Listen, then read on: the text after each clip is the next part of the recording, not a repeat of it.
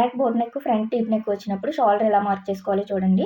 Length ఎంత వచ్చిందో దానికి 1 ఇంచ్ యాడ్ చేసుకొని ఇలా మార్క్ చేసుకొని నడుము లూజు, ఖర్చులు మార్క్ చేసుకోండి. ఇక్కడ వీళ్ళ బాడీ మీద షోల్డర్ వచ్చి 15 ఇంచులండి, అంటే 7½ అదే చంక డౌన్ కింద తీసుకోవాలి.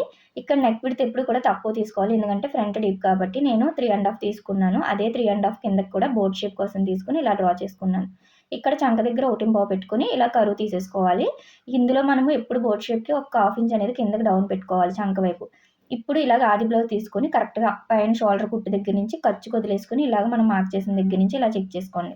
ఇక్కడ మార్కింగ్ ఎక్కడి వరకు వస్తుందో అక్కడ తీసుకున్నారు అంటే మనకి చెస్ట్ లూజు, చంక రౌండ్ కరెక్ట్‌గా వస్తుంది. పైనుంచి ఇలా చెక్ చేసుకున్నారు అంటే పైన ఇలాగ 1/2 ఇంచ్ అనేది మార్క్ చేసుకొని ఆ తర్వాత చెక్ చేసుకోండి.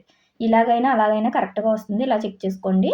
ఈ మోడల్ కోసం అయితే పైనుంచి 1.5 తీసుకోండి. అలానే కిందన నెక్ డ్రా చేసుకున్న దగ్గర 3½ పెట్టుకొని ఇలా పైకి 2 ఇంచ్ మార్క్ చేసుకొని ఇలా షేప్ డ్రా చేసుకోవడమే.